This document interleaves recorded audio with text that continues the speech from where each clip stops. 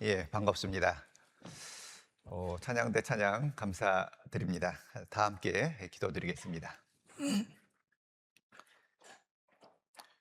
거룩하시고 자비로우신 살아계신 아버지 하나님, 세상 죄악 가운데서 헤매이던 저희를 주님의 보혈로 구원하여 주시고 늘 주님의 은혜 가운데 있게 해주심을 감사드립니다.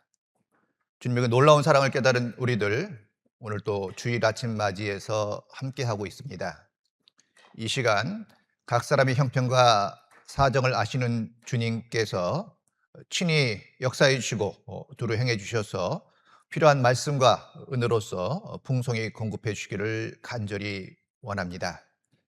다음으로 마지막 때 우리를 부르셨고 또 복음 전할 사명을 주셨는 줄 믿습니다. 복음 전하는 일에 게으르거나 나태하지 않도록 도와주시고 어떠한 형편과 상황에서도 오직 주님만을 의지하며 담대히 복음 증거할 수 있기를 원합니다. 특별히 아직 구원받지 못한 우리 가족과 친족들에게 속히 복음이 전해질 수 있도록 도와주시고 그 모든 일을 위해서 합력하여 선을 이룰 수 있기를 원합니다. 우리에게 주어진 시간과 기회가 얼마인지 알 수 없지만 더욱 열정을 가지고 주님 앞에 충성된 종으로 나아갈 수 있기를 원합니다. 참으로 우리 모든 수원 식구들 주님 앞에 서는 날 부끄럼 없이 영광 가운데 함께 할 수 있기를 간절히 원합니다. 여러 가지 개인 사정으로 이 자리에 함께 하지 못하는 분들 어디든지 그들과도 함께 해주시고 또한 속히 말씀과 교제 가운데로 인도해 주기를 원합니다. 이 모든 말씀 우리를 죄악 가운데서 구원해 주신 예수 그리스도 이름 받들어 기도드립니다. 아멘.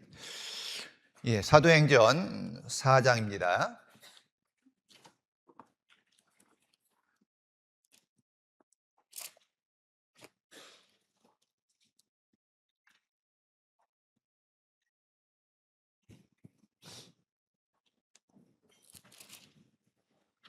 신약성경 사도행전 4장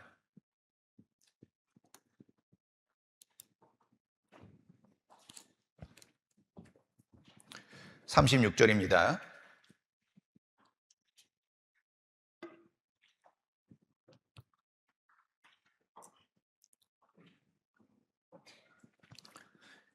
구브로에서 난 레이족인이 있으니 이름은 요셉이라. 사도들이 일컬어 바나바, 번역하면 권위자라 하니 그가 밭이 있음에 팔아 값을 가지고 사도들의 발 앞에 두니라. 사도행전 9장 보시겠습니다. 9장 26절입니다.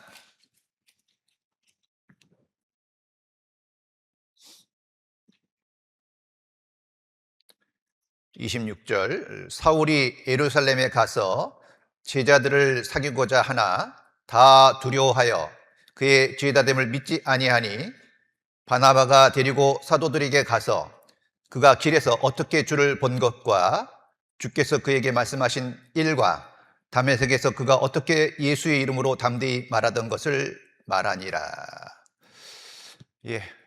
안녕들 하셨어요? 반갑습니다. 저는 부산교회에서 교제하고 있는 조용중 형제라고 합니다. 그래도 비교적 부산이면 좀 먼 곳에서 왔죠. 그래서 어제 밤에 와서 또 식사와 차를 나누면서 또 우리 수원교회 분위기를 좀 이렇게 들을 수 있었어요. 그러면서 느낀 게 하나 있었는데요. 제가 멀리 부산에서, 그러니까 수원교회 밖에서 수원교회에서 들은 이야기와 제가 직접 와서 차를 마시면서 수원교회에 대해서 들은 이야기가 차이가 많이 좀 나는 것 같아요. 어떤 차이가 날 것 같아요? 궁금하시죠? 밖에서 들었을 때는요, 참 이 수원교회가 순종적이면서 열정적으로 전도하는 교회라고 들었어요. 그 이유는 왜냐하면 하계 수양회 때 그 갈릴리 수양관 인근에 있는 펜션을 전도하기 위해서 인정 사정 없이 싹쓸이하는 교회라고 들었기 때문입니다. 그렇죠? 아주 펜션을 아주 씨를 말려버린다고 오로지 전도하기 위해서 그 열정적인 마음 좋잖아요, 그렇죠? 자, 그런가 하면 또 한 가지는 굉장히 그 성경을 많이 하는 교회라고 들었어요. 그것도 이유가 있어요. 뭐냐면 수원교회는 질의응답 시간을 가지고 있잖아요. 그거를 많이 듣거든요. 들으면서 그 수원교회 식구들이 하는 질문의 수준을 보니까 역시 대단하다라는 생각도 하게 되었습니다. 자, 그건 이제 밖에서 들은 건데, 이제 어제 와서 차를 마시면서 이렇게 분위기 파악을 해보니까 상당히 수원교회가 규모가 있잖아요, 그렇죠?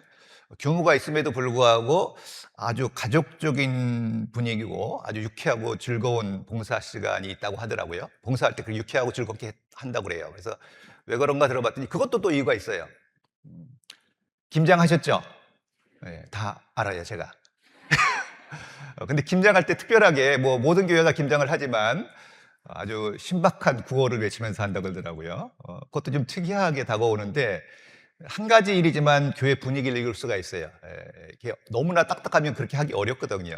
근데 지금 구호 기억나는 거는 다듬자, 보듬자, 뭐 김치 하는 구호를 외치면서 한다는 얘기를 들어보니까 그 얘기만 들어도 그 봉사하는 분위기가 어떤가를 좀 느낄 수 있었습니다.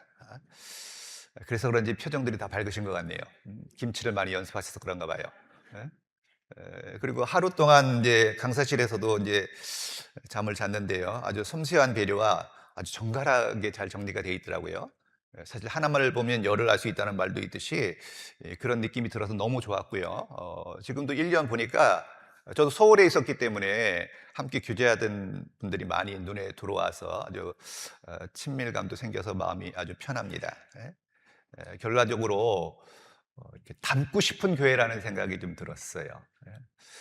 그럴만 하죠? 대답 안 하시는 거 보니까 겸손까지 갖추고 계시네요. 네? 자, 그러면은요, 그 닮고 싶은 교회인데 우리 수원교회 성도님들께서는 성경 안에 있는 인물 중에 정말 닮고 싶은 인물을 하면 누구를 꼽을 수 있겠어요? 다양하겠죠. 그래서 저도 그런 질문을 종종 받기도 하고 또 종종 하기도 합니다. 성경에 정말 많은 인물들이 있는데 정말 누구를 롤 모델로 해서 신앙생활을 하고 싶으냐라는 질문을 받기도 하고 하기도 하는데 가장 많이 나오는 인물이 단연 사도 바울이에요. 뭐 요셉, 모세, 엘리야, 엘리사 수많은 순양의 선진들이 있지만 그중에 독보적으로 많이 나오는 인물이 있다면 사도 바울이죠. 사도 바울은 신약성경 14권의 서신서의 기자이고요. 하나님께서 사도 바울을 이방인들에게 복음을 전하기 위해서 아주 특별히 부르셨잖아요. 그리고 사도 바울이 한 말 중에 내가 그리스도를 본받는 자 된 것 같이 너희는 나를 본받는 자 되라 라는 말씀하셨는데 나를 본받는 자 되라고 말하기는 참 인간으로서 힘든 얘기잖아요. 그런 말씀을 하셨어요. 비록 다메섹 도상에서 주님을 만나기 전에는 그리스도인들을 핍박하고 전멸하는 일에 앞장섰지만 주님을 만난 이후에는 정말 흠도 점도 없이 주님을 따랐던 삶을 살았잖아요. 기독교 역사 속에서 가장 위대한 사도로 평가를 받고 있습니다.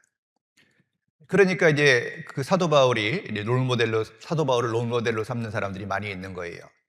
자, 그런데 우리가 생각해야 될 것은 위대한 사도 바울을 부르시고 쓰신 분은 하나님이시지만 우리가 더불어 잊지 말아야 될 것은 그 사도 바울을 도운 좋은 동역자들이 있었다는 겁니다. 그렇죠. 모세에게는 여호수아와 아론이 있었고 기드온에게는 300인의 용사가 있었고 그랬죠. 항상 좋은 동역자들이 있었거든요. 자, 다윗 왕이 아무리 위대해도요, 그 수많은 용사가 있지 않았다면 위대한 왕이 되기는 어려웠을 겁니다. 자, 그렇다면 그 위대한 사도 바울을 탄생시킨 동역자 중에서 가장 지대한 영향력을 준 사람이 있다면 누굴까? 누구를 꼽을 수 있겠어요? 저는 오늘의 주인공 바나바를 꼽을 수 있다고 생각해요. 바나바. 이 성경에 좀 헷갈리는 이름들이 많이 있죠. 엘리사, 엘리야. 좀 가끔 헷갈리시죠? 발람, 발락. 그리고 바나바, 바라바. 전혀 다른 사람인데 가끔 헷갈리기도 하잖아요, 그렇죠?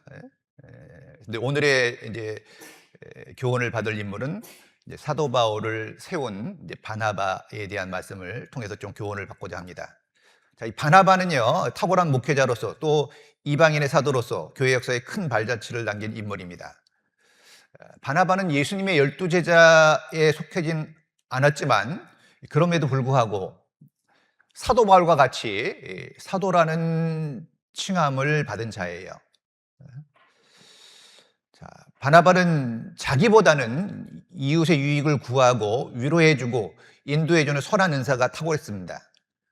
자, 그런 바나바가 생애 여러 가지 일을 했지만 가장 큰 일이라고 우리가 꼽을 수 있는 것은 사도 바울을 세우는데 크게 기여했다는 겁니다. 자, 그 바나바가 사도 바울과 함께 안디옥 교회를 세우고 1차 선교 여행을 성공적으로 마무리했는데, 자, 안타깝게도 2차 선교 여행을 준비하다가 그 바나바가 사도 바울과 크게 싸우고 그 이후에 이제 사도 바울과 이제 갈라서게 되죠. 그리고 이제 사도행전에서는 그의 흔적을 찾기가 어려워졌어요. 좀 안타까운 일이긴 하죠. 자, 다시 말씀 보겠습니다. 사도행전 4장 36절입니다.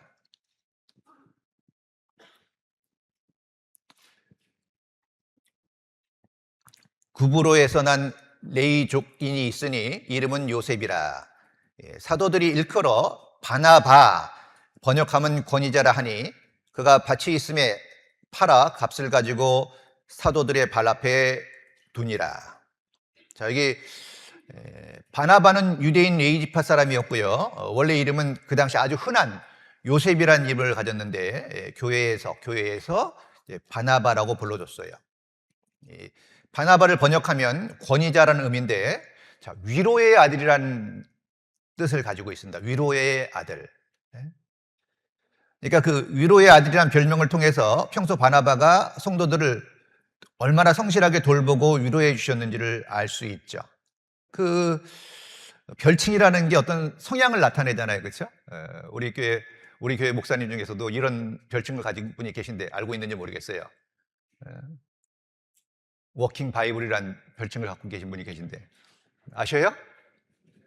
수업교회 식구들은 알 것 같은데, 그런 별칭을 가진 목사님이 계신데 그 별칭을 통해서도 그분의 성향을 좀 파악할 수 있듯이 바나바의 별칭이 위로의 아들이었으니까, 그렇죠? 얼마나 위로의 사람이었겠어요. 생각해보면 초대교회 성도들이 얼마나 어려운 시대였고 정말 그 어려운 시대에 위로받을 사람이 너무나 많았을 거 아니에요. 고난과 환난과 고통 가운데서 사람들이 바나바를 만나서 교제하면 위로를 받고 힘을 얻을 수 있었기 때문에 그런 별칭이 붙여졌다고 생각합니다. 그 시대뿐 아니라 우리 시대도 마찬가지죠. 세상에 위로가 필요 없는 사람은 없을 거예요. 그렇지 않아요? 여러분도 그런 마음이 한켠에 있지 않나요? 때로는 위로받고 싶은 마음이 있잖아요, 그렇죠? 그리고 또 교회에 오는 것도 한편 위로받기 위해서 오는 것도 있어요. 별거 아닌 일에 사람이 마음의 상처를 받기도 하고 자존감이 떨어지고 굉장히 힘든 시간들이 있거든요. 우리가 볼 때 전혀 그렇지 않을 것 같은 성향을 지닌 사람조차도 놀라웠게도 말 한마디에 갑자기 자존감이 무너지고 어쩔 줄 모르는 그런 자괴감에 빠질 때도 실제로 있거든요. 사람이 강하다고 해서 항상 강한 게 아니잖아요. 어려울 때 우리는 누군가에게 기대고 위로받기를 원하는 마음이 있어요. 그래서 세상에 위로가 필요 없는 사람은 없을 겁니다.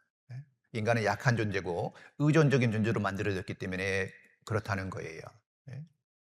자, 사도행전은 좀 계속 찾아볼 거니까 잡아두시고요. 전도서 4장으로 가보겠습니다.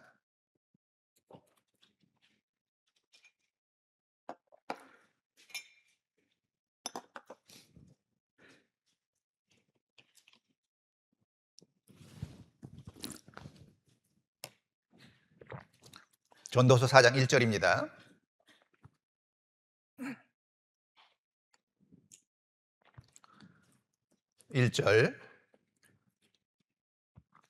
내가 돌이켜 해 아래에서 행하는 모든 학대를 보아도다. 오호라, 학대받는 자가 눈물을 흘리되 저희에게 위로자가 없도다.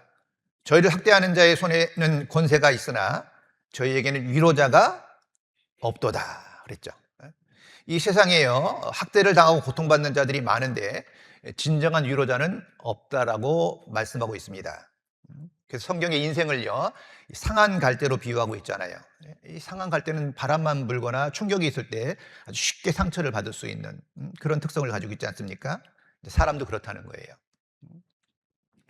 자, 욥기에 보면요, 욥의 고난의 소식을 듣고 친구들이 와서 위로하려고 했지만 전혀 위로가 되지 못했죠. 한날에 10자녀들 다 앞서 보내고 재산을 다 잃고 온몸에 병이 들었어요. 그 소식을 듣고 친구들이 위로하러 왔는데 위로는커녕 어땠어요? 위로하러 온 친구들이 욥을 정죄하고 가르치려 했거든요. 그래서 이런 말을 하잖아요. 그 읽어보면 참 마음이 아픈데요.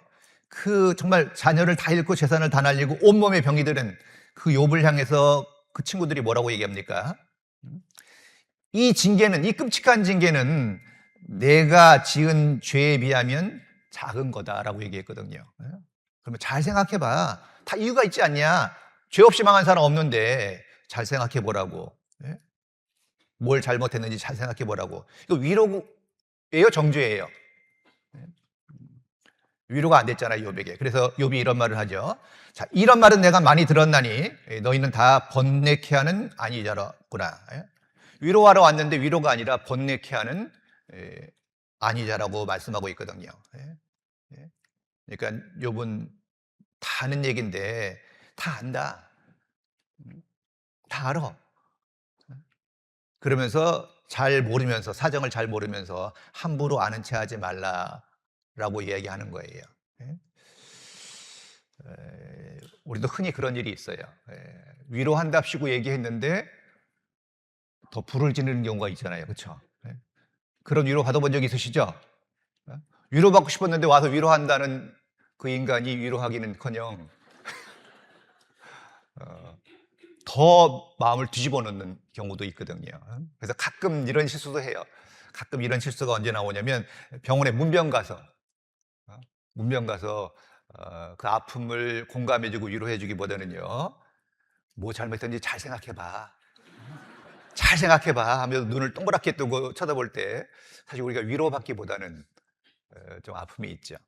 사실은 그런 고통과 아픔이 올 때 제일 먼저 생각하는 게 그런 부분이거든요. 그렇지 않나요? 길을 가다 넘어졌어요. 그때 어떤 생각이 떠올라요? 내가 뭐 잘못한 거 없나? 그 생각 먼저 올라오죠. 이미 어떤 불행한 일이나 아픔을 당할 때 우리는 이미 다 떠오르고 생각하거든요. 이미 다 알고 있어요. 그렇지만 내가 잘못했다 하더라도 사실 위로받고 싶은 마음이 있거든요. 그런데 와서 그거 모를까봐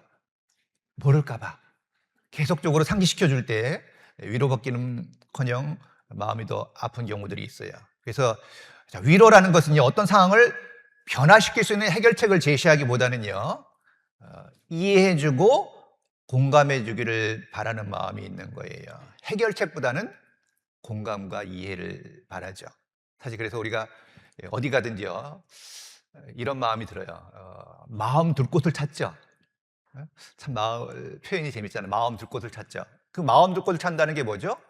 나를 이해해주고 위로해주고 격려해주는 사람을 우리는 본능적으로 찾게 되는 겁니다. 그래서 그 위로라는 것은요, 어떤 상황을 얼마나 이해하고 공감할 수 있느냐에 따라서 효과가 달라지는데, 욥의 친구들은 그런 능력은 없었어요. 자, 정말 많은 사람이 교회에 오는데 어때요? 위로받기 위한 것이 있거든요. 위로받기 위한 마음이 있잖아요. 그렇죠? 근데 때로는 교회에서도 상처받는 일이 있다는 겁니다. 자, 이사야서 51장입니다. 이사야서 51장.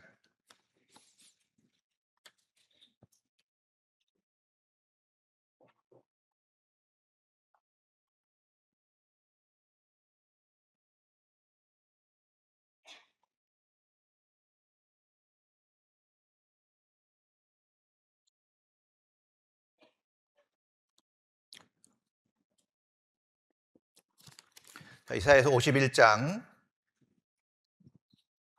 12절입니다. 12절을 함께 읽겠습니다.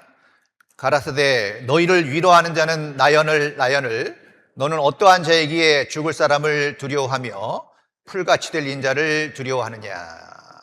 자, 너희를 위로하는 자는 나연을 너는 어떠한 자이기에 죽을 사람을 두려워하며 풀같이 될 인자를 두려워하느냐 그랬어요. 자, 위로는 위로부터 온다는 말이 있죠. 그렇죠? 진정한 위로는 위로부터 와요. 자, 인간이 갖고 있는 모든 문제의 근원은 죄 때문이잖아요. 그렇죠? 죄 때문에 오거든요. 그래서 죄로 말미암아 사망과 질병과 수고의 고통이 왔기 때문에 이 근본적인 문제를 해결할 수 있는 것은 하나님에게만 해결할 수 있는 능력이 있잖아요. 그렇죠? 그래서 진정한 위로자는 하나님일 수밖에 없다 라는 겁니다. 자, 그리고 이사야 53장도 보시겠습니다. 이사야 53장 3절입니다.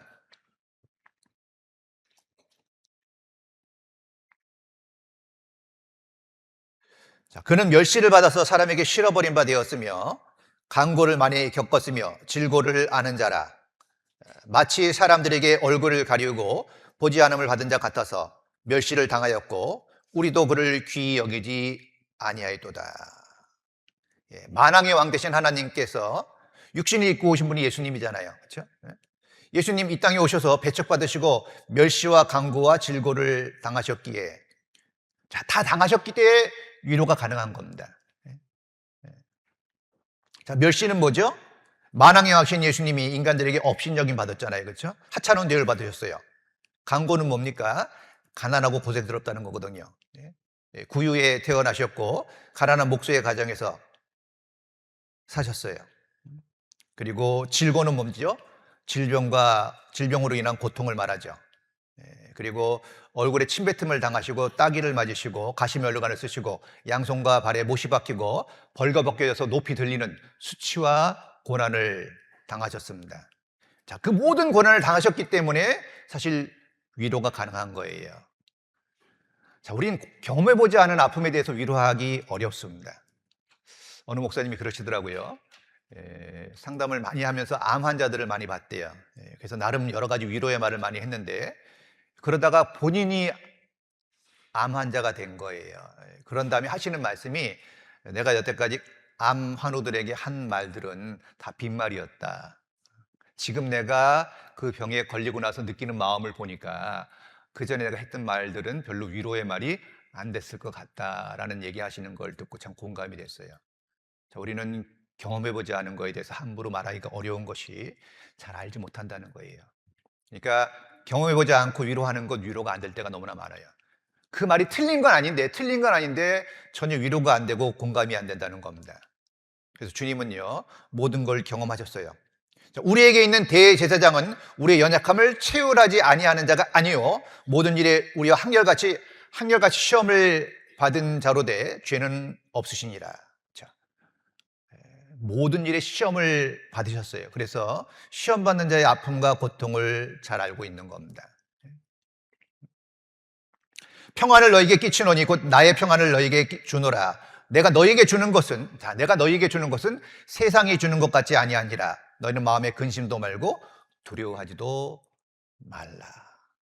다 경험하시고 우리의 연약함을 아시는 주님께서 주는 것이 있어요.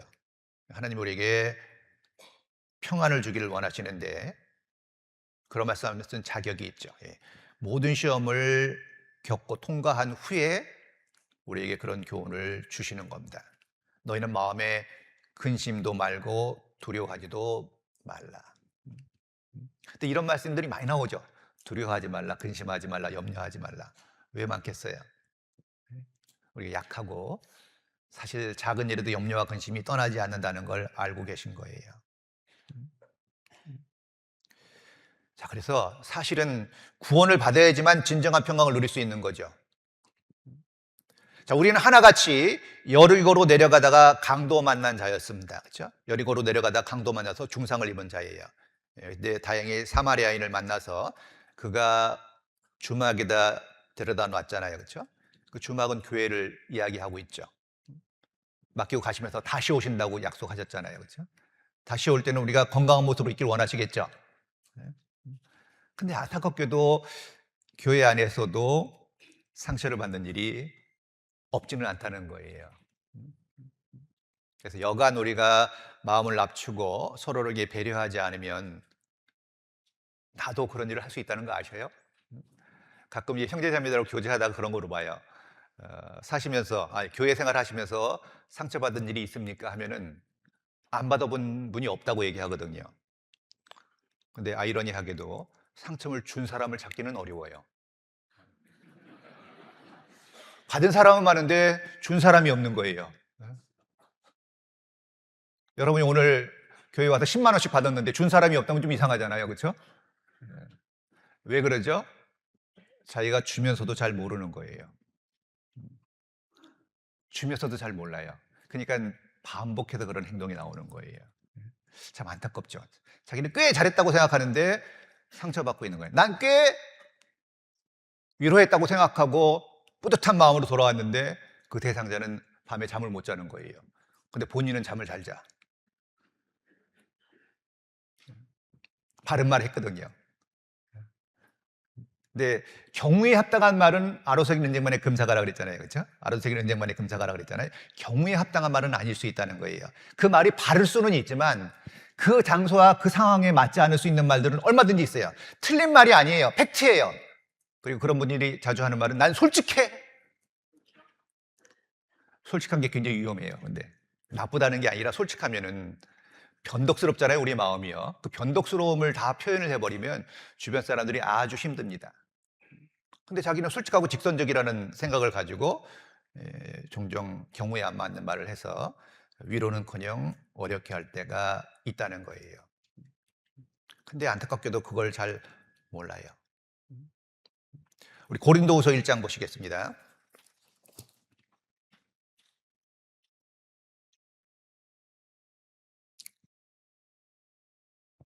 1장 3절입니다.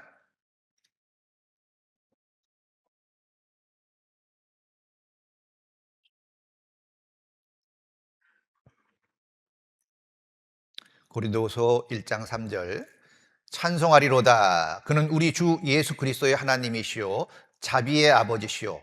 자, 모든 위로의 하나님이시며 우리의 모든 환난 중에서 우리를 위로하사 우리로 하여금 하나님께 받은 위로로서 모든 환난 중에 있는 자들을 능히 위로하게 하시는 이시로다. 그리스도의 고난이 우리에게 넘친 것 같이 우리의 위로도 그리스도로 말미암아 넘치는도다. 우리가 환난 받은 것도 너의 위로와 구원을 위함이요 혹 위로받은 것도 너의 위로를 위함이니 이 위로가 너희 속에 역사하여 우리의 받는 것 같은 고난을 너희도 견디게 하느니라 그랬어요. 여기 위로라는 말이 계속 반복해서 나오죠. 근데 위로가 필요한 게 뭐죠? 그 위로를 통해서 고난을 견디게 한다 그랬거든요. 그러니까 위로가 정말 필요한 거예요. 복음과 함께 고난 받으라 그랬죠. 고난이 없이 신앙생활하기는 어렵습니다. 왜? 우리 모두가 영광을 원하는데 반드시 영광 앞엔 고난이라는 게 필요하거든요. 그러니까 고난을 잘 견뎌낼 수 있어야지만 영광에 도달할 수 있는 겁니다. 그러니까 고난을 잘 해석하고 유익을 취하고 가치를 알아야죠. 그런데 그 고난을 이겨내는데 가장 필요한 것 중에 하나가 위로라고 말씀하고 있죠. 위로. 위로받을 때 우리는 힘이 나고 새롭게 시작할 수 있어요. 고난을 극복하고 통과할 수 있다는 거죠. 4절 보시면요. 우리의 모든 환난 중에서 예외가 없죠. 모든 환난 가운데 환난 중에서 우리를 위로하사 우리로 하여금 하나님께 받은 위로로서 모든 환난 중에 있는 자들을 능히 위로하게 하시는 이시로다. 그러니까 우리가 받은 위로가 있어야지만 위로할 수 있어요. 참 이 교회에서도요. 참 칭찬이 인색하다라고 생각할 때가 있는데 왜 그런가 생각해 보니까 별로 칭찬받아 본 기억이 없는 거예요. 사실 칭찬도 받아본 사람이 그 맛을 알고 또 할 수 있거든요. 위로도 마찬가지입니다. 받아봐야지만 위로할 수 있는 능력이 생겨요. 왜냐하면 이런 상황에선 이런 위로가 필요하다는 걸 알 수 있거든요. 자, 6절 보시죠. 우리가 환난 받는 것도 너희를 위해 너희의 위로와 구원을 위함이요 혹 위로받는 것도 너희의 위로를 위함이니 이 위로가 너희 속에 역사하여 우리가 받는 것 같은 고난을 너희도 견디게 하느니라 그랬죠. 그래서 지금 여러분이 고난 중에 있다면요, 고난 받는 게 유익이라는 말씀이 많이 있지만 그 고난의 유익을 위해서 고난을 달라고 기도하는 분은 거의 없죠. 여러분 기도할 때 그런 기도 하신 적 있어요? 하나님, 고난이 부족합니다. 그게 아무리 유익하다고 말씀을 많이 들어도 고난을 달라고 기도하는 분은 별로 없을 거예요. 대부분의 기도가 고난을 피해가게 해달라는 기도를 하죠. 자, 그런데 고난 없는 인생은 없죠. 공고한 날이 항상 있도록 돼 있거든요.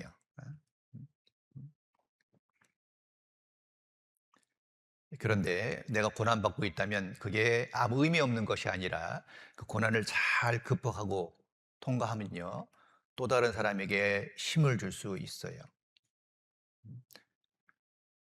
사람들은요, 능력자보다는 위로자에게 마음이 끌립니다. 그렇죠? 능력자는 약간 좀 불편할 때가 있잖아요. 그렇죠? 그 능력자 앞에 가면 내 능력이 보이니까 너무 초라해지니까 조금 힘들 때가 있는데, 근데 위로자한테 가면 마음이 끌려요. 자, 우린 다 능력을 갖추긴 어렵습니다. 그러나 사실 마음을 낮추면 위로자가 될 수는 있어요. 위로자가 될 수는 있다는 거예요. 그래서 그 위로는요, 수천 년 동안 그 효능이 입증된 겁니다. 위로를 받으면 사람이 살아나요. 자, 그럼 위로하기 위해서 어떤 능력을 갖춰야 되냐? 이런 능력이 필요해요. 이런 능력.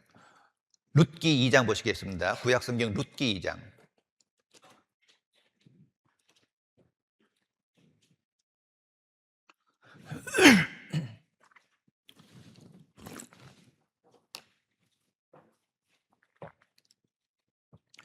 자, 구약성경 룻기 2장입니다.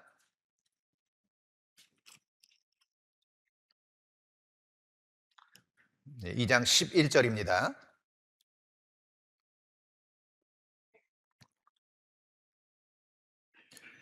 보아스가 그에게 대답하여 가로되 내 남편이 죽은 후로 내가 시모에게 행한 모든 것과 내 부모와 고국을 떠나 전에 알지 못하던 백성에게로 온 일이 내게 분명히 들렸느니라.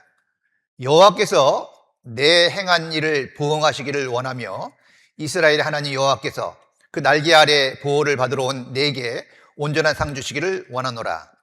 룻이 가로되 내 주여 내가 당신께 은혜에 있기를 원하나이다. 나는 당신의 시녀의 하나와 같지 못하오나 당신이 이 시녀를 위로하시고 마음을 기쁘게 하는 말을 하셨나이다. 자, 이 내용 잘 아시죠? 모압 여인 룻이요, 남편이 죽었는데 그 시므를 따라서 정말 이방인들에게 배타적인 이스라엘로 와서, 또 그 시어머니가 뭐 잘 사는 것도 아니고 경제적으로 너무 어려웠잖아요. 그런 어려운 가운데 있는 룻에게 이 보아스가 위로해주고 있는 말이잖아요. 그렇죠? 내가 시모에게 행한 선한 일을 분명히 들었기에 내가 분명히 들었다. 그게 사실이라는 걸 안다. 하나님 여호와께서 내게 온전한 상 주시기를 원한다. 그 룻이요, 얼마나 힘들었겠어요, 사실요. 그렇죠? 날마다 이삭을 죽고 못 살 수밖에 없는 그런 어려운 형편에 남편도 없고 시모 따라서 정말 배타적인 이스라엘 백성들 가운데 왔으니까 얼마나 아찔했겠어요. 그런데 이 보아스가 그야말로 그런 룻을 보았어요. 딱 보고 이야기를 해줬어요.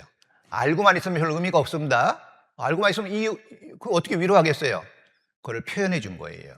내가 너의 얘기를 들었는데 어떤 배경에서 어떤 환경에서 왔다는 것과 네가 얼마나 시모를 섬기는지를 잘 알고 있다. 그러면서 축원을 해줬죠. 여호와께서 내게 상 주시기를 원한다. 그러자 룻이 뭐라 그랬어요? 자기를 낮추면서 이 시녀를 위로하시고 마음을 기쁘게 하는 말씀을 하셨나이다. 그렇죠? 정말 아프고 힘들었는데 위로해 주시고 마음의 기쁨을 일으켰어요. 사도 바울도 고린도후서 1장에 보면요, 이 문제 많은 고린도 교회 성도들에게 뭐라 그랬어요? 내가 너희 믿음을 주관하려는 것이 아니라 나는 기쁨을 돕는 자 되길 원한다. 기쁨을 돕는 자 되길 원한다. 참 멋진 말이잖아요. 그렇죠? 우리가 누군가에게 도움을 주는데 어떤 도움이죠? 기쁨을 복돋아 줄 수 있다면 참 가치 있는 일이라고 생각해요. 루시 기쁘다는 게 뭐죠? 새로운 힘을 얻었다는 걸 의미하잖아요. 자, 그런데 그 배경에 이런 게 있다는 거 아시죠? 이 보아스가요, 이방 여인, 누구의 아들인지 아세요? 수호는 알만한데 기생 라합의 아들이었거든요. 기생 라합의 아들이었기 때문에 기생 라합의 아들로서 자라면서 얼마나 많은 어려움이 있었겠어요. 그렇죠? 그걸 다 경험한 거예요. 그러니까 기가 막히게 룻의 마음을 알고 핵심적인 위로를 딱 해준 거예요. 네가 하고 있는 거 다 알고 있다. 그리고 하나님이 축복해 주길 원한다. 알아주고 축복을 해줬어요. 그러니까 위로받고 마음의 힘을 얻은 거예요. 자, 성읍은 정직한 자의 축원을 인하여 진흥하고 악한 자의 입을 인하여 무너지느니라 그랬죠. 정직한 자의 축원.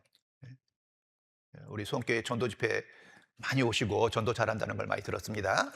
근데 많이 모시고 오는데 다 구원받는 건 아니죠. 그때 좀 위로가 필요하잖아요. 그렇죠? 많이 모시고 왔는데 결실이 잘 안 돼 생각보다. 그리고 좀 낙심할 수 있잖아요. 그렇죠? 그때 결과물로서만 얘기하는 게 아니라요, 그 인도한 과정들을 이해해주고 격려해주고 지지해주는 건 필요하다고 생각해요. 사울나를 위하여 마병을 예비하거니와 이김은 여호와께 있다 그랬잖아요. 그렇죠? 우리가 마병 예비하는 거, 마병 예비하는 건 인간의 몫이지만 결국 승리는 주님께로부터 오는 거듯이 사실 우리가 직접 영혼을 건질 수는 없잖아요. 그건 하나님의 역사고 하나님의 능력이죠. 우리는 전하고, 정말 듣든지 아니든 전하고 모시고 오는 것까지 이게 우리의 일이라고 얘기할 수 있죠. 잘한 거잖아요. 그렇죠? 근데 너무 결과만 얘기하면 힘 빠질 수 있어요. 그래서 동기와 과정을 칭찬해 주는 것이 굉장히 필요합니다. 그러기 위해서는 어때요? 관심이 좀 있어야 돼요. 동기와 과정을 알려면 관심이 있어야 돼요. 요즘 무관심 시대잖아요. 그렇죠?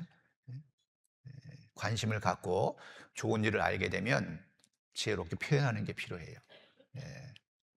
사랑을 나타내라 그랬잖아요. 우리 마음속에 아무리 사랑이 있더라도 나타내지 않으면 의미가 없습니다. 근데 수원교회는 감사하게도 규모가 큰데도 불구하고 가족적인 분위기라는 얘기 듣고 제가 좀 감동을 받았어요. 그러기 쉽지 않거든요. 아주 따뜻한 분위기라는 것을 이야기하고 있죠. 자, 다시 사도행전으로 돌아가겠습니다. 사도행전 11장입니다.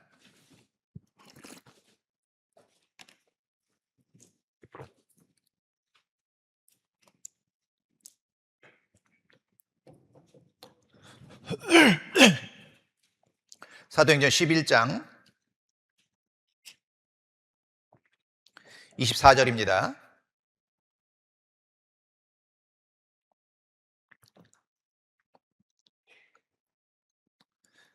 바나바는 착한 사람이요 성령과 믿음이 충만한 자라. 이에 큰 무리가 죽게 더하더라. 바나바는 착한 사람이요 성령과 믿음이 충만한 자라 그랬죠. 그래서 큰 무리가 죽게 더하더라. 주님께 크게 쓰임 받은 걸 알 수 있죠. 착한 사람이란 본성적으로 선하다는 의미도 있지만 이 말씀을 잘 보시면 성령의 열매가 그 인격에 맺혀진 사람이었다는 것을 알 수 있죠. 단순히 착한 것뿐 아니라 성령의 열매가 그 인격에 맺혀진 사람이라는 걸 알 수 있어요. 자, 바나바는요 구제하고 위로하고 사람들을 세워주는 일을 꾸준히 해왔기 때문에 그의 인간됨과 신앙을 통해서 많은 사람들이 감동을 받고 주님께 인도됐다는 것을 알 수 있습니다. 자, 믿음과 착한 양심을 가지라. 그리스도인에게 착한 양심이 필요할까? 그리스도인들은 다 착한 양심 갖고 있는 거 아니야? 이런 생각도 했던 적이 있어요. 제가 각 구원받고는 먼저 구원받은 사람들이 다 천사처럼 보였거든요. 근데 천사랑 같이 살아보니까 천사가 아니네. 예, 같이 이제 시간을 보내면서 아직도 우리 죄성이 많이 남아 있고 많은 갈등과 문제가 있을 수밖에 없다는 것을 알게 됐고 이제 그럴 수 있다는 걸 좀 알게 됐어요. 자, 그러나 아무리 육신적인 기질이 아직 남아 있다 할지라도 그리스도인이라면 믿음과 착한 양심을 갖는 건 절대적으로 필요합니다. 그리스도인이 비양심적이라면 어떡하겠어요? 사람 속은 뻔히 보이거든요. 아무리 말을 아름답게 하더라도 속이 보일 때가 있잖아요. 그렇죠? 비양심적인 건 다 보여요. 자, 이같이 너희 빛을 사람 앞에 비추게 하여 저희로 하여금 착한 행실을 보고 하늘에 계신 너희 아버지께 영광을 돌리게 하라. 자, 너희 빛을, 그리스도인을 세상의 빛이라고 말씀하고 있잖아요. 근데 이 교회에서는 빛을 내는데 세상에서는 빛을 못 내는 사람이 의외로 또 많습니다. 자, 이같이 너희 빛을 사람 앞에 비추게 하여, 빛은 빛을 내야 되잖아요. 그렇죠? 너희 착한 행실을 보고 그랬잖아요. 그러니까 이 빛된 삶은 뭐죠? 착한 행실로 나타나는 거예요. 착한 행실로. 자, 그리고 고린도후서에 이런 말씀도 있잖아요. 너희가 우리의 편지라 우리 마음에 썼고 무사람이 알고 있는 바라. 주변에 있는 사람들은 우리가 그리스도인이라는 말을 할 때 관심을 가지고 보고 있어요. 정말 그리스도인다운 삶을 살고 있는가 해서 보고 있어요. 아니면 평소에는 아무렇게나 막 살다가 전도 집회 때만 되면 와서 그리스도인 척한다면 그 말에 힘이 없잖아요. 그렇죠? 참 간증을 들으면 은혜가 뚝뚝 떨어지는데 실제 삶에서는 그렇지 않다면 그게 반복되면요 그 말에 힘이 없어지고 그거 아세요? 자꾸 너무 지나치게 앞서가는 말을 하면요 그 사람 자체의 영향력도 사라질 뿐더러 그 사람 자체가 의미가 없어져요. 의미 없는 사람이 돼버린다니까요. 근데 사실 말은 그렇게 앞서가지 않지만 행실이 선하고 살아있으면 자연스럽게 그 말에 힘이 생기고 좋은 영향력이 생기고 가치 있는 사람으로 살아납니다. 그런 분들이 있죠. 말만 앞서가면 스스로 만족할지 몰라도요 시간이 지나면서 그 말들이 다 무너져 갈 때, 진정성이 사라져 갈 때 아무 영향력을 줄 수 없어요. 그리고 가치 없는 사람이 돼요. 어떤 얘기를 해도 의미 없는 말이 되어버려요. 참 안타깝죠. 그래서 이 바나바는 선한 양심을 가지고 착한 행실을 통해서 많은 사람을 그리스도에게로 인도했다는 겁니다. 자, 그리고 이제 바나바는 세우는 사람이었는데 말씀드린 것처럼 사도 바울을 세웠거든요. 자, 사도행전 9장 보시죠.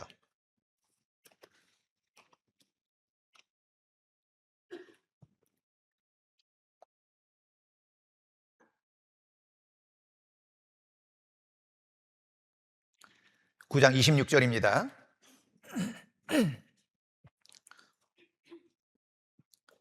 26절 사울이 예루살렘에 가서 제자들을 사귀고자 하나 다 두려워하여 그의 제자됨을 믿지 아니하니 바나바가 데리고 사도들에게 가서 그가 길에서 어떻게 주를 본 것과 주께서 그에게 말씀하신 일과 다메섹에서 그가 어떻게 예수의 이름을 담대히 말하던 것을 말하니라. 여기 이제 사울이 그랬잖아요. 사도 바울이 계명하기 전에 이제 이름이 사울이잖아요. 그렇죠? 자, 그 담메섹 도상에서 예수님을 만나기 전에 이 바울은요, 교회를 핍박하고 잔멸했던 사람이잖아요. 그렇죠? 근데 그가 담메섹 도상에서 예수님 만난 후에 이제 개종을 했잖아요. 그렇죠? 개종을 했어요. 자, 그런데 그 개종을 보면은, 자, 생각해 보세요. 누가 그 사도 바울에게 전도를 했거나 그런 게 아니죠. 전도했다면 그 전도한 사람의 얘기를 듣고, 이 사도 바울의 개종의 진정성을 알 수 있잖아요. 근데 사도 바울은 다메섹 도상에서 주님을 만났는데 굉장히 주관적인 체험이거든요. 그러니까 그 체험을 그 당시 예루살렘 교회에 있는 그 사도들은 믿기가 어려웠던 거예요. 누가 전해가지고 이렇게 전했더니 이렇게 반응하고 이렇게 구원받았어. 그래서 확실히 달라졌어라고 얘기해주면 좀 더 신뢰가 갈 텐데 극히 개인적으로 경험을 했기 때문에 그 말의 진위여부를 알기가 어려웠을 거예요. 그러니까 이제 사도 바울이 예루살렘에 가서 좀 사귀고자 했는데 제자들을 사귀고자 하나 다 두려워 그의 제자됨을 믿지 아니하니 믿지 않았어요. 어떻게 믿냐 그거를. 근데 그때 그 어려운 시기에 27절에 바나바가 데리고 사도들에게 가서 그가 길에서 어떻게 주를 본 것과 주께서 그에게 말씀하신 일과 다메섹에서 그가 어떻게 예수의 이름으로 담대히 말하던 것을 말하니라 그랬죠. 그러니까 다 의심하고 부정적인 생각을 갖고 있을 때 바나바는 사도 바울을 사도들에게 추천하고 이제 소개한다는 거예요. 소개하고 있는 거죠. 이 누군가를 추천한다는 건 굉장히 부담스러운 일입니다. 그렇죠? 이 사람 정말 괜찮은 사람이야 하고 중매를 했는데 나중에 보니까 문제가 많은 사람이었어요. 사실 사람이 신앙을 우리가 알다는 게 굉장히 어렵잖아요. 그렇죠? 그래서 전도하기가 중매하기가 너무 어려워요. 이 사람을 내가 평생 보증해야 될 것 같은 느낌? 애프터 서비스까지 해야 될 것 같은 분위기. 그렇잖아요. 괜찮은 사람이라고 소개해서 결혼을 했는데 문제가 많이 생기면 상당한 부담이 오거든요, 사실요. 근데 그 속을 어찌하냐는 거예요. 사실 우리 포장된 모습을 많이 보잖아요, 사실요. 그렇죠? 그리고 전도인이 아마 가장 포장된 모습을 많이 보는 사람 중에 하나일 거예요. 신방 가보면 왜 이렇게 집이 깨끗한지 몰라. 평소에 그렇게 살겠어요? 약간은 포장된 모습이에요. 그게 나쁘다는 게 아니라 어쨌든 포장된 모습을 보니까 실체를 알기는 좀 어렵다는 겁니다. 누군가를 추천한다는 걸 보증한다는 의미가 들어있으니까. 그래서 이 바나바는요, 분별력이 있었던 게 분명해요. 사도 바울의 진정성을 알아보고 사도들 앞에 소개했어요. 그게 안 됐다면 사도 바울도 쓰임받기 어려웠겠죠. 그 연결고리가 된 겁니다. 그래서 이 바나바는요, 믿어주고 기회를 주고 도와주는 사람이었어요. 믿어주고 기회를 주고 도와주는 사람이었어요. 이 중고등부 학생들하고 교제해 보면요, 그런 얘기 종종 해요. 부모님이 나를 믿어줄 때 그때 정말 마음이 뿌듯했다는 얘기를 많이 하는데, 근데 부모님 입장은 좀 그렇지 않죠. 부모님 입장은 어떤 입장이에요? 나는 내가 지난날 한 미숙한 일들을 너무나 잘 알고 있다. 너무 잘하는 거예요. 그럼에도 불구하고 믿어줄 때 힘을 받거든요. 항상 근데 자녀들에게 좀 의심스러운 눈초리를 보이는 때가 많잖아요. 그렇죠? 너 숙제했냐? 안 했다는 걸 전제하고 물어보는 톤. 너 어디 갔다 이제 오냐? 안 좋은데 갔다 왔다는 부정적인 견해를 가지고 물어보는. 항상 뭔가 조금 부정적인 뉘앙스로 질문을 하니까 애들도 다 알죠. 엄마 아빠가 나를 신뢰하지 못하는구나. 근데 가끔요, 그런 얘기를 해주세요. 가끔 나는 너를 믿어. 나는 내가 내 아들이고 딸이라는 게 너무나 자랑스러워. 그런 얘기 해보신 적 있어요? 조금 진지하게 한번 해보세요. 해보세요. 자녀들은 그 얘기를 굉장히 듣고 싶어 해요. 생각보다 간절해요. 근데 그걸 해주는 부모는 찾기 어려워요.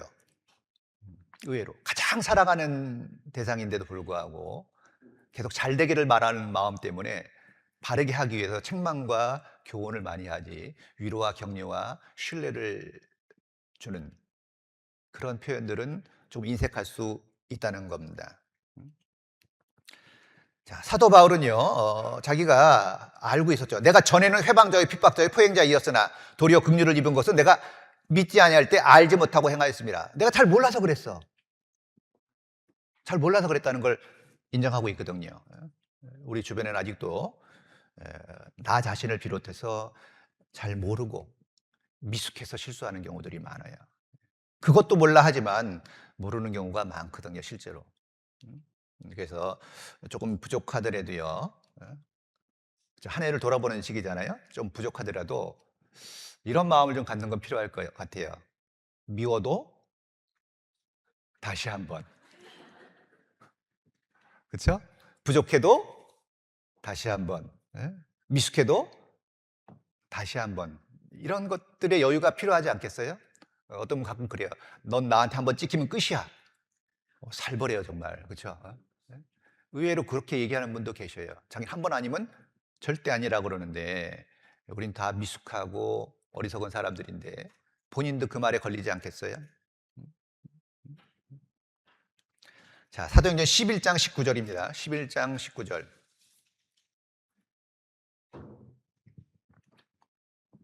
19절입니다.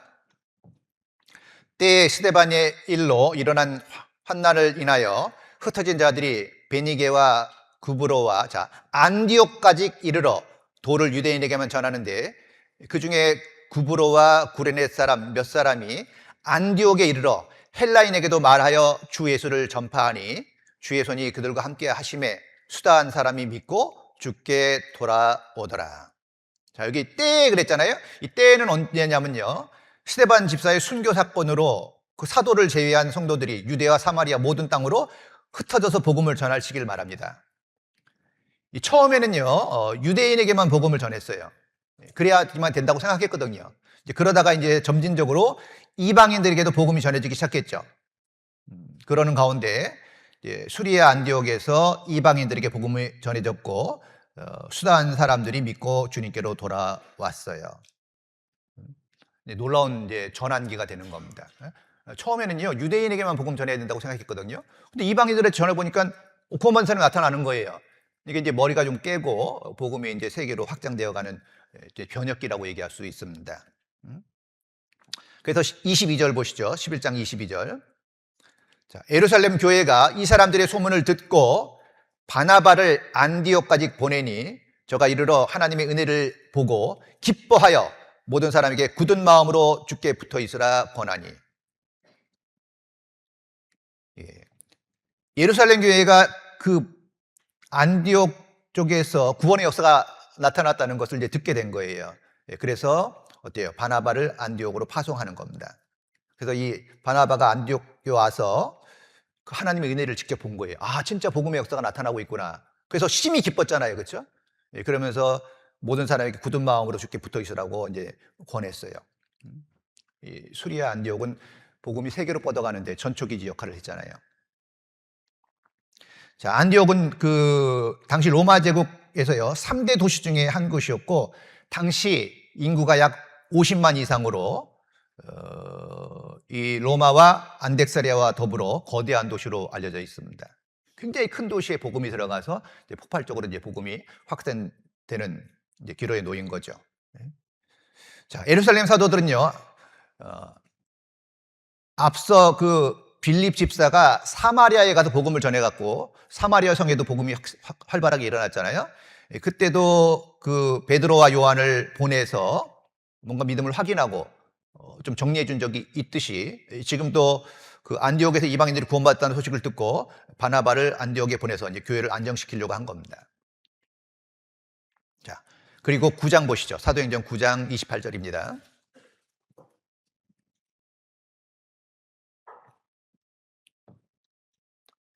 자, 사울이 이제 사도 바울이죠. 사울이 제자들과 함께 있어 예루살렘에 출입하며 또 주 예수의 이름으로 담대히 말하고 헬라파 유대인들과 함께 말하며 변론하니 그 사람들이 죽이려고 힘쓰거늘 형제들이 알고 가이사라로 데리고 내려가서 다소로 보내니라.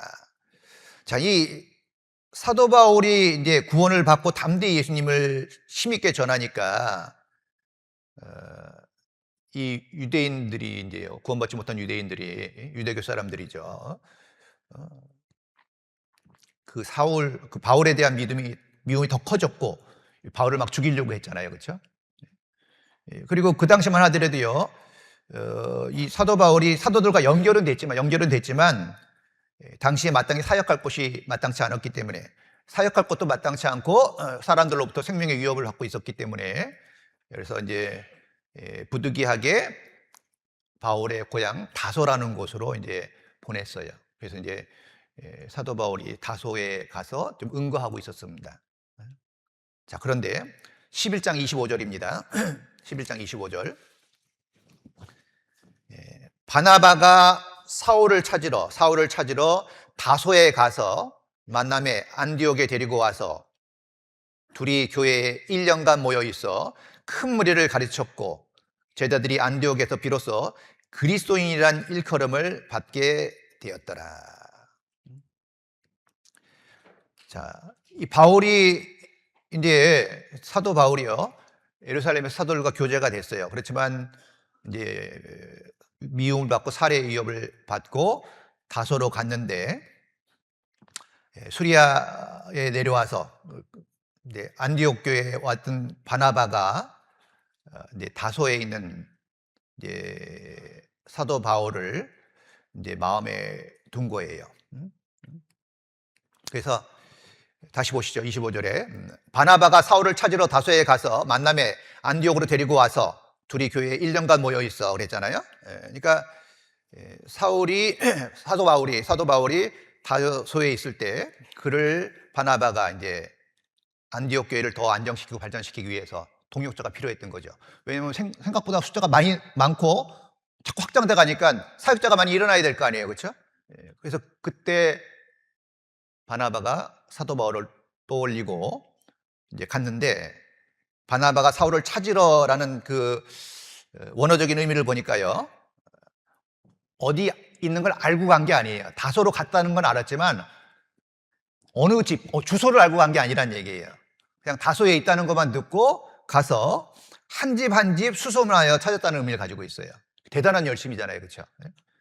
그러니까 이 바나바가 사도 바울의 필요성을 절실히 느꼈고 정확하게 어디 살고 있는지도 몰랐지만 그가 간절히 필요했기 때문에 한 집 한 집 수소문하면서 그를 찾아간 거예요. 그러니까 막상 이제 사도 바울 입장에서는요, 자기를 찾아온 바나바를 보고 아마 많이 놀랐을 것이고 감동을 받았겠죠. 나 같은 사람을 찾으러 여기까지 오다니. 그리고 그 과정이 얼마나 힘들었겠어요. 그럼에도 불구하고 포기하지 않고 자기를 찾고 안디옥 교회에서 같이 사역하자는 이야기를 들었을 때 마음이 뭉클했을 거라고 생각합니다. 그리고 같이 이제 동역했잖아요, 그렇죠? 그래서 이 말씀 보니까 그 삼국지 아시죠? 삼국지. 그 유비가 그 제갈공명을 얻기 위해서 삼고초려라는 얘기 있잖아요. 삼고초려, 그렇죠?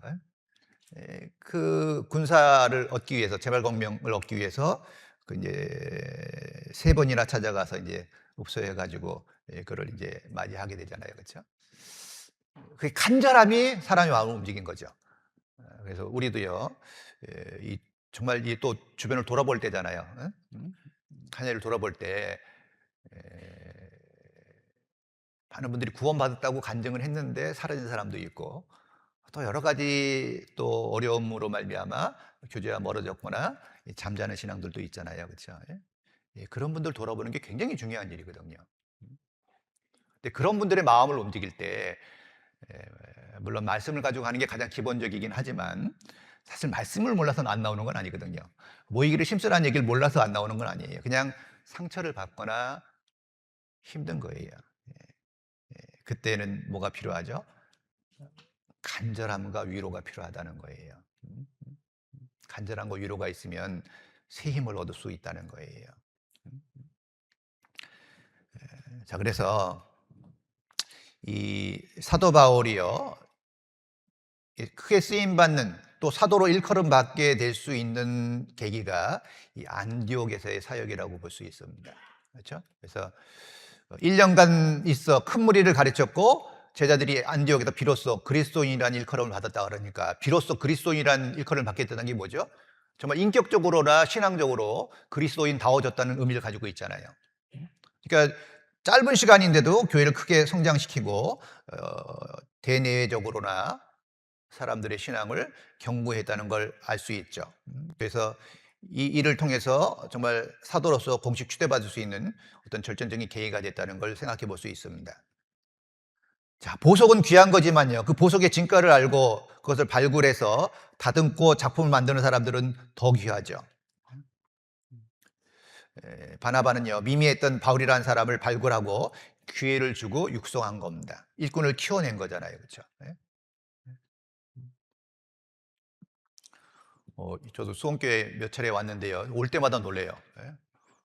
저도 한 몇 년 만에 왔거든요. 근데 너무나 많이 변해 있네요. 여기가 수원교회 맞나 할 정도로 예, 변해 있어요. 항상 있는 분들은 잘 못 느끼죠. 그렇죠? 있는 분들은 잘 몰라요. 예. 근데 이제 오랜만에 저처럼 오면은요, 여러 가지로 규모적인 거나 내적인 거나 상당히 많이 성장하고 성숙했다는 것을 이렇게 마음속에 느끼면서 좀 감동을 많이 받았습니다. 예. 자, 다시 사도행전 13장입니다.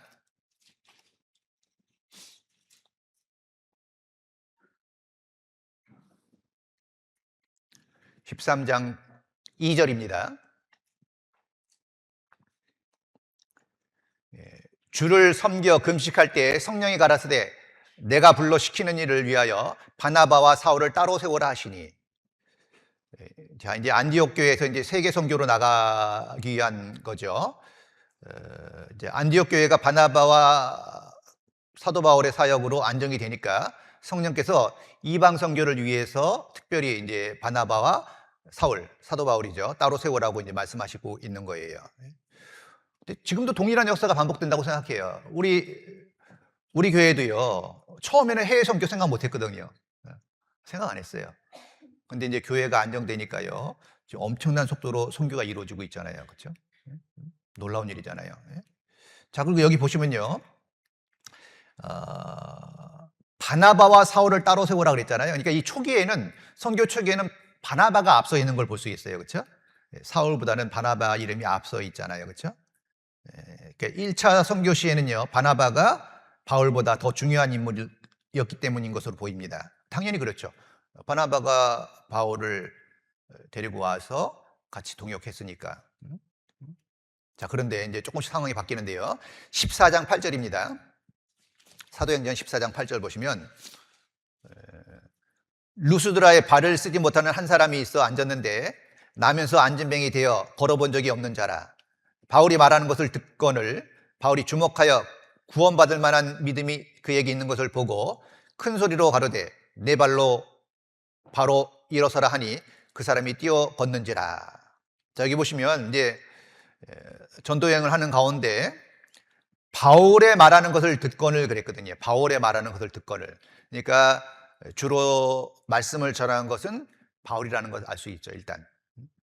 그러니까 이제 바나바가 더 선임이고 더 앞서 있었는데 말씀은 사도 바울이 전한 거예요. 자, 14장 12절입니다. 12절. 바나바는 스스라 하고 바울은 그 중에 말하는 자이므로 허메라 하더라 그랬죠. 여기 보면 바나바는 스스라고 하고 바울은 허메라 그랬거든요. 이 스스, 바나바를 스스라 그랬는데 스스가 무슨 의미인지 아시죠? 제우스 신을 말하는 거예요. 제우스 신. 이 제우스 신은 이 신 중에 신이잖아요. 로마 신화에 나오는. 자, 그런데 바울은 뭐라 그랬어요? 허메는 이제 헤르마스 신이라는 의미로 이제 알려졌는데, 자, 그리스 신화에서 제우스는 모든 신을 거느리는 신 중의 왕이고, 헤르마스는 바울을 이제 호칭한 헤르마스는요, 제우스의 아들로서 제우스의 전령이요, 이제 보조자로 여겨지는 거거든요. 그러니까 이런 거로 봤을 때 사람들이 바나바를 바울보다 더 높였다는 것을 명확히 알 수 있습니다. 자, 그런데 이제 재밌는 것은요, 바나바가 처음에는 바울보다 더 높은 위치에 있었어요. 그리고 사람들도 그렇게 인정했죠. 근데 희한하게 말씀은 바울이 전했단 말이에요. 뭐 그럴 수도 있죠. 그런데 보편적으로 보면요, 자 보세요. 지금도 마찬가지예요. 이게 전도인들께서 해외 선교를 나갔다든지 이러면요, 전도인이 이제 두세 분이 나갔다 그러면 누가 주로 설교하겠어요? 선임이 하죠, 선임이. 그렇죠? 선임이 주로 설교를 하잖아요. 그렇죠? 자, 그런데 이 당시에는 바나바가 분명히 바울보다 선임이었는데 1년 동안 안디옥 교회에서 이렇게 보면서 바울의 은사를 바나바는 본 거예요. 아, 이게 설교 은사가 있다는 걸 정확하게 알고 자기가 해야 될 역할을 바울에게 넘긴 겁니다. 이게 쉽지 않죠. 쉽지 않잖아요, 그렇죠? 그러니까 참 이 바나바가 보면요, 그 좀 이 좀 그릇이 큰 사람이라는 걸 알 수 있어요. 아, 저 사람이 나보다 더 은사가 있구나라는 것을 알고 그에게 양보한 것을 볼 수 있어요. 그래서 우리도 그 주변에 많은 사람들이 계시는데요. 구역에도 많은 임원들이 있잖아요. 가끔 그런 구역 보면 좀 재밌게 보이는데 뭐 자기가 할 역할들을 가끔 이렇게 줘서 또 이렇게 해보게 하고, 약간의 시행착오가 있고 약간 미숙할지 몰라도 기회를 준다는 건 굉장히 중요한 것 같아요. 그렇죠? 그래서 이 사도 바울에게 이 기회를 준 거예요. 우리가 그를 전파해 각 사람을 권하고 모든 지혜로 각 사람을 가르침은 각 사람을 그리스도 안에서 완전한 자로 세우려 함이라 그랬잖아요. 그렇죠? 그래서 우리가 교제할 때나 뭐 할 때요, 항상 마음속에 둬야 될 것이 있다면 그런 방향성을 갖는 게 필요하다고 생각해요. 사람을 세우는 쪽으로, 세우는 쪽으로. 내 주변에 있는 사람들을 세우는 쪽으로, 기회를 주고 격려하고 지지해서 세우는 쪽으로. 그런 교제라는 게 굉장히 중요합니다. 근데 안타까운 것은 세우는 데는 굉장한 시간과 노력이 필요한데요. 근데 무너뜨리는 데는 시간이 걸려야 안 걸려요? 무너뜨리는 데는 말 한마디면 돼요. 그거밖에 못해요? 이런 말 들으면 기분이 어때요? 의욕이 솟는다. 그거밖에 못해요 소리를 의욕이 솟는 사람 없겠죠, 그렇죠? 엊그저께 우리 교회에서 간 어느 자매님이 하시는데 요양보호사예요. 요양보호사인데 이제 할머니들 케어하러 이렇게 갔는데 그렇게 할머니한테 구박을 받는데요. 이제 음식도 좀 해주고 이제 대화도 나누고 그러는데 이제 호박을 썰었는데 왜 그렇게 얇게 쓰냐고. 내가 평생 살면서 너처럼 살림 못하는 사람은 처음 봤다고 그러더래요.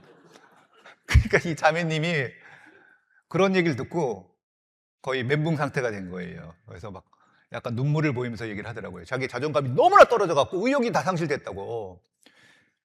그냥 할머니가 그냥 한 말이에요. 그렇죠? 그분이 절대적인 기준을 갖고 있는 것도 아니에요. 그냥 그분 취향에 안 맞는 것뿐이지 절대적으로 잘못하는 것도 아닌데, 어찌 보면은 별로 의미 없는 말일 수도 있잖아요. 그런데 그 할머니에게 들은 그 말이 얼마나 쇼크였는지 모른대요. 자존감이 확 떨어지고 의욕을 상실했다고 교제 갖고 눈물을 흘리면서 하소연을 하더라고요. 그래서 거기 눈물 닦아주는데 시간이 좀 걸렸어요.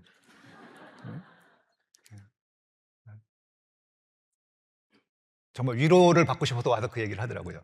내가 뭐 이런 얘기 할 필요 없지만 위로 받고 싶다는 얘기를 한 거죠, 사실. 나 이렇게 자존감이 떨어져 있고 너무 힘들어. 위로 좀 해주세요라는 메시지를 준 거예요. 근데 걷다 대고 내가 보기에도 그래, 자매. 전에 주방에서 보니까 칼질하는 게 형편없더만. 그 할머니 눈썰미가 있네.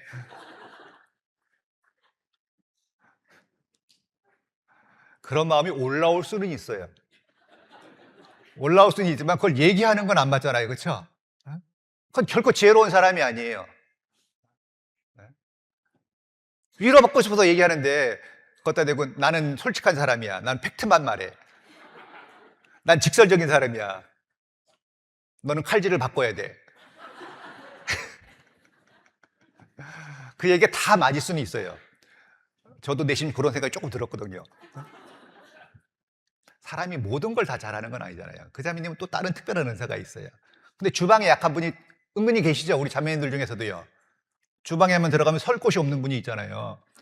이리 치우고 저리 치우고, 그렇죠? 갑자기 주방에만 들어가면 목소리가 높아지는 사람도 있고. 누군가 떠오르는 사람이 있나 보네요. 거기서 이제 자존감이 생기거든요. 내가 좀 뭔가 할 줄 알면, 칼 좀 쓸 줄 알면은 주방에서는 좀 자존감이 생기잖아요. 그렇죠? 그러니까 이렇게 한 발 물러서서 보면 별일이 아니란 말이에요. 호박 좀 얇게 쓸거나 두껍게 쓸거나 무슨 상관이에요? 먹으면 되지. 근데 거기서 자존감이 떨어진 거예요. 사소한 일이고 별거 아닌 것 같은데 그렇게 얘기할 수가 없어요. 눈물을 뚝뚝 흘리는데 거기다 대고 별일 아니야 이럴 수 있어요? 별일 아닌 게 아니라 그 자매님한테는 엄청나게 별일이에요. 별일이긴 하죠, 좀. 우리가 그렇게 역하다는 거예요.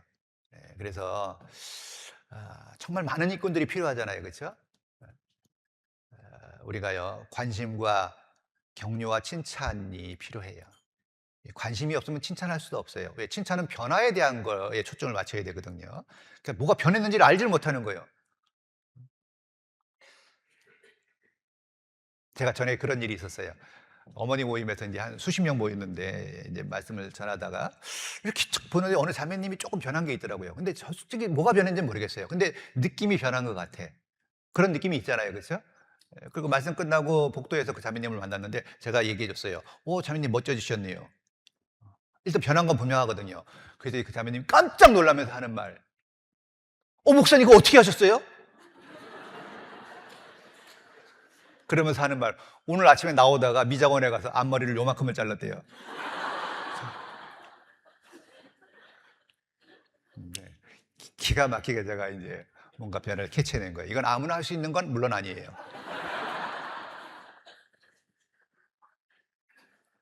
그러나 그 이후로 굉장히 자매님과 돈독해졌어요. 저만 보면 웃어요. 근데 가끔 물어보는 것 같아요. 뭐 변한 거 없냐고.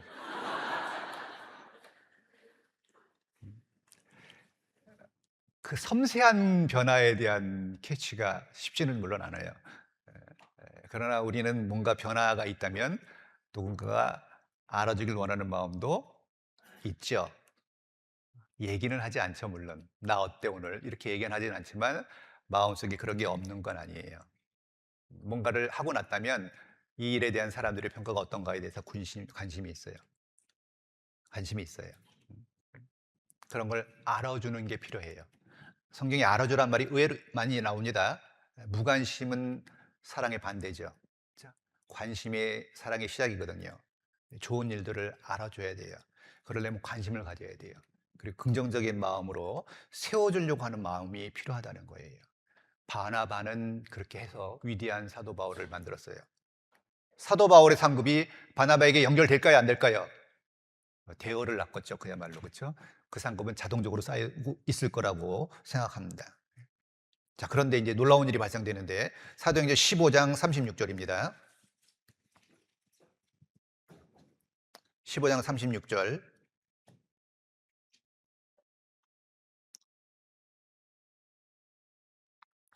수일 후에 바울이 바나바더러 말하되 우리가 주의 말씀을 전한 각성으로 다시 가서 형제들이 어떠한가 방문하자 하니 바나바가 마가라 하는 요한도 데리고 가자고 하나 바울은 밤빌리아에서 자기들을 떠나 한계자리로 일하러 가지 아니한 자를 데리고 가는 것이 옳지 않다 하여 서로 심히 다투어 피차 갈라서니 바나바는 마가를 데리고 배 타고 구브로로 가고 바울은 신라를 택한 후에 형제들에게 주의 은혜에 부탁함을 받고 떠나 수리아와 길리기아로 다녀가며 교회들을 굳게 하니라. 여기 보시면요, 36절에 보시면 수일 후에 바울이 바나바더러 말하되 그랬죠.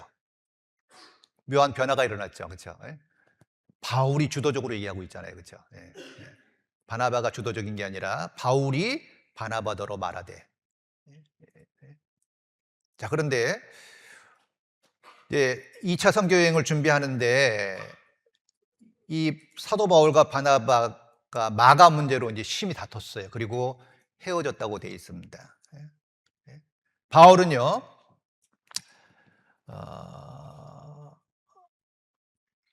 바나바가 2차 선교 여행을 떠나기 전에 이제 마가를 동행하자라고 얘기를 하고 이제 바울 입장에서는 1차 선교 여행 때 이제 마가가 같이 갔었는데 어떤 이유에서든지 몰라도 도중에 이제 하차했거든요, 마가가.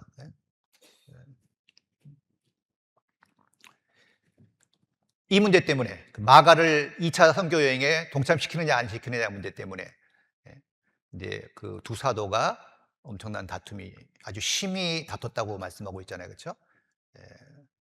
바울은 마가를 동행시킬 수 없다. 1차 때 문제 있었으니까 좀 더 시간이 필요하다라고 얘기했을 것이고 바나바는 어때요? 그런 일이 있었지만 데려가자. 그 문제 때문에 엄청난 다툼이 일어나고 이제 헤어지게 되고 사도행전에서는 더 이상 바나바의 이름이 나오지 않아요. 그다음에 이제 계속 바울 얘기만 나오잖아요. 그렇죠? 그래서 결국요. 심히 싸우고 마가는 요한을 데리고 마가 요한을 데리고 이제 바나바는 마가 요한을 데리고 구브로로 갔고 바울은 신라를 택해서 각기 다른 길로 갔어요. 한번 생각해 보세요. 예수님의 12제자로 부르심을 받지는 못했지만 사도로 인정받았고 초대교회 초석을 놓는데 크게 기여한 바나바지만 안타깝게도 사도 바울과 크게 싸우고 사도행전에 사라졌거든요. 어찌 이런 일이? 자, 그러나 우리가 좀 생각해 보면 또 하나님의 섭리가 있다는 것을 또 부인할 수 없다고 생각합니다. 첫째는 또 이런 의미가 있다고 생각해요. 자, 마가 입장에서 봤을 때 자기 1차 선교여행 때 중간에 함께하지 못하고 이제 그 무리에서 이제 돌아와 버렸잖아요. 그렇죠? 그게 마가에게도 굉장히 마음의 짐이 됐을 거예요. 근데 2차 선교여행을 준비하면서 자기 때문에 바나바와 바울이 심히 싸우고 갈라졌다는 걸 들었을 때 얼마나 낙심이 됐겠어요. 마가 입장에서는요. 자기 때문에 문제가 자꾸 생기고 있으니까 잘못하면 실족할 만한 위기였다고 생각해요. 그런데 바나바는 마가를 데리고 갔고요. 결국에는 시간이 지나서 사도 바울이 마가를 부르거든요. 그 마가가 복음서까지 기록하는 큰 쓰임을 받게 되거든요. 그러니까 이 바나바는요, 마가를 다시 세우는데 기여한 게 분명합니다. 그런 의미가 있고요. 그리고 이건 좀 개인적인 견해이지만 제가 이제 목회하면서 느끼는 게요. 이 선교지를 가보면 그런 게 느껴져요. 선교사의 어떤 그런 성향과 그러니까 선교나 목회나 다 똑같다고 생각했었는데 선교지를 다니면서 교제해 보니까 선교와 목회는 좀 많이 다르다는 걸 알게 됐어요. 이 선교는요 좀 개척이잖아요, 그렇죠? 그렇죠. 불모지를 개척하는 거니까 선교는 불모지를 개척하는 거니까 좀 무모할 정도로 용기와 좀 믿음이 필요해요. 좀 한마디로 그냥 막 쭉쭉쭉 뻗어 나가야지 너무 재고 계산하면은 선교하기가 쉽지 않거든요, 사실요. 자, 그런데 반면 목회는요 양육이거든요, 목회는. 그러니까 사실 막 치고 막 나가는 것보다는요, 이 목회는 좀 기다리고 인내하는 것이 많이 필요해요. 그러니까 약간 뭐 같은 길을 가긴 하지만 좀 성향이 다르다는 걸 알 수 있어요. 그래서 이 마가 문제를 놓고 다툰 것도 보면요, 바울은 마가에 대해서 어때요? 단호한 입장을 취했거든요. 그렇죠? 단호한 입장을 취하고 냉정한 판단을 했어요. 근데 바나바는요, 마가에 대해서 좀 기다려주고 좀 기회를 주려는 좀 스타일이잖아요, 그렇죠? 어느 쪽이 잘했고 못했다는 것보다도 약간 그 리더십에 대한 스타일이 좀 다르다라고 생각할 수 있을 것 같아요. 그리고 시간이 흐른 후에 바울을 통해서 주로 하나님이 역사하셨는데 아마 그 성향이 다른 두 사람이 계속 같이 다녔다면 다투는 일이 가끔 생겼을 수 있겠죠, 그렇죠? 여기서 다투듯이 성향이 다르니까 어떤 일을 볼 때 해석을 전혀 다르게 할 수 있거든요. 그럼 계속 갈등의 구조가 생기니까 하나님께서 바울을 더 크게 쓰신 건 맞잖아요, 그렇죠? 그렇지만 바나바도 그 이후에 복음을 전한 게 사실이거든요. 그런 기록도 있어요. 그러니까 하나님이 이제 이런 일을 통해서 더 폭발적으로 복음을 전하기 위해서 섭리하셨다라고 볼 수도 있습니다. 그리고 또 바울은 신라라는 일꾼을 또 발굴해내게 되잖아요. 그리고 또 귀하게 이제 쓰임받게 하는데 이런 모든 것들을 좀 생각해 보면 우리가 두 사도가 어떻게 싸웠어? 큰 문제네라고만 해석할 것이 아니라 그 가운데 또 하나님의 섭리가 있다는 것을 생각해 볼 수 있습니다. 자, 교회 가운데 있다 보면요, 이런 사람도 세워지고 저런 사람도 세워지고 마음에 드는 사람도 있고 마음에 안 드는 사람도 있죠. 그렇죠? 다 마음에 들지만은 않잖아요, 그렇죠? 그렇지만 우리가요 자기한테 맞는 사람하고만 일할 수는 없어요. 그렇죠? 그리고 조금 마음에 안 맞더라도 함께 하다 보면요 또 새로운 분들을 발견하게 되고 더 큰 역사를 만들어낼 수 있다고 생각합니다. 오늘 좀 살펴본 바나바는요 위로자였고 사람을 세우는 사람이었습니다. 이건 아주 큰 의미가 있다고 생각합니다. 그래서 우리 수원교회 성도님들도요 다 주인공이 되고 싶어하는 이 시대에 다 주인공이 되고 싶어 하잖아요, 그렇죠? 이 시대에 우리 주변에 있는 사람들을 주인공 만들어주고 좀 세워주는 또 위로자가 되시기를 바람하지 않습니다. 기도하시겠습니다. 은혜와 사랑이 많으신 아버지 하나님, 우리를 구원하시고 늘 은혜 가운데 거하게 하심을 감사드립니다. 참으로 주님께서 수원교회를 사랑하시고 또 많은 계획이 있는 줄 압니다. 그 모든 계획 가운데 우리 모두가 한 마음으로 동참할 수 있도록 도와주시고 더 큰 역사 가운데 주님 행해 주시기를 원합니다. 오늘 오후 시간도 주 성령님께 부탁드리며 예수 그리스도 이름 받들어 기도드립니다. 아멘. 찬송가 372장입니다. 찬송가 372장.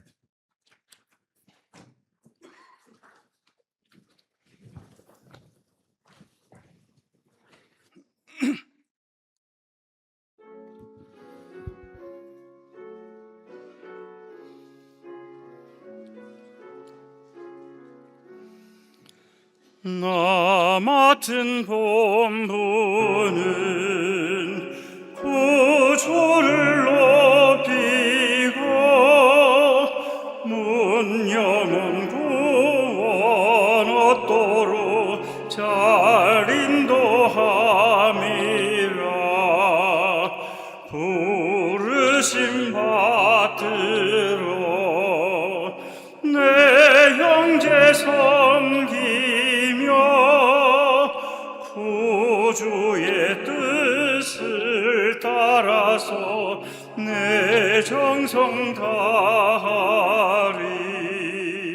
주 앞에 모든 일 잘 행케 하시고 이후에 주를 배울 때 상 받게 하소서. 나 항상 깨어서 늘 기도드리며 내 믿음 변치 않도록 날 도와주소서.